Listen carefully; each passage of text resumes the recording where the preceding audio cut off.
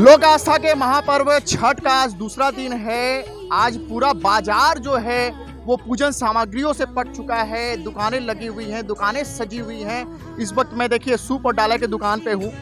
यहाँ भी भीड़ उमड़ रही है। इस पूजा में सूप और डाला का विशेष महत्व होता है। जितने भी व्रती होते हैं इसी सूप और डाला में सारे पूजन सामग्री को सजा करके घाट पे पहुँचते हैं और सूर्य की जो है वो आराधना करते हैं। आप दुकानों में देखें भीड़ जो है वो उमड़नी शुरू हो गई है। सुबह का मौसम, सुबह का वक्त है। धीरे धीरे लोग जो है वो जुट रहे हैं और तमाम इस व्रत से जुड़े हुए लोग जो हैं वो खरीदारी कर रहे हैं। इस बार सूप का डाला का क्या रेट चल रहा है, पहले वो हम बात करते हैं। भैया ये बताएं, इस बार सूप और डाला का क्या रेट चल रहा है? सूप डाला का मतलब अभी लाभ नहीं हो रहा। जो भाव खरीद है 60 में, 60, 50 में, 70 में बिक रहा है। उससे ज़्यादा में बिक नहीं रहा।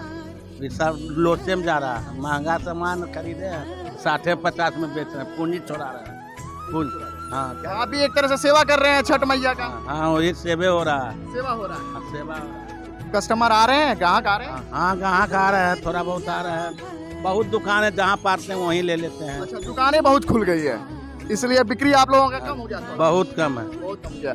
चलिए देखिए, दुकान जो है पूरे बाबा नगरी में जगह जगह इस तरह पूजन सामग्रियों के खुले हुए हैं।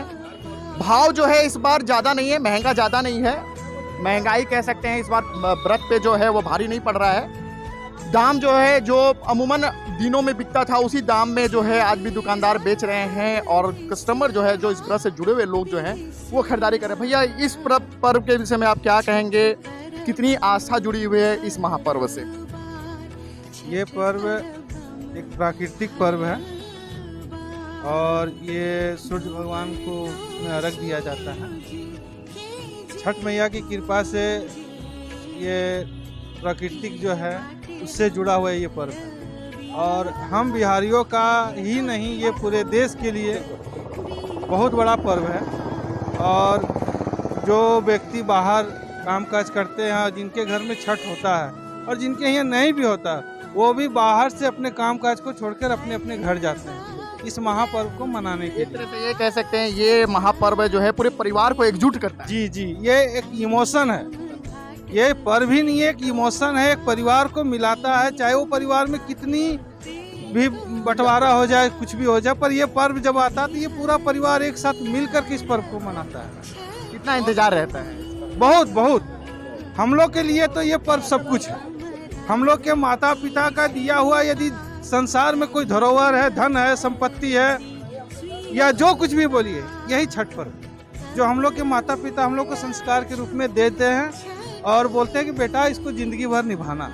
और हम लोग भी आने वाले पीढ़ी को बताते हैं कि बेटा इस चीज़ को करना। बिल्कुल, आस्था का इस महापर्व के विषय में जितना भी कहा जाए काफ़ी कम होगा, क्योंकि इस पर्व के विषय में ये मैं बताऊं कि पूरी तरह से शुद्धता का पूरी तरह से ख्याल रखा जाता है, पवित्रता का पूरी तरह से ख्याल रखा जाता है। इस महापर्व में बाजार के निर्मित किसी भी सामान का उपयोग नहीं होता है। जितनी भी चीज़ें उपयोग होती हैं वो सारे प्रकृति से जुड़े हुए होते हैं, यानी कि आर्टिफिशियल हम कह सकते हैं। पूरी तरह से ये कहीं से इस पर्व पर हावी नहीं है।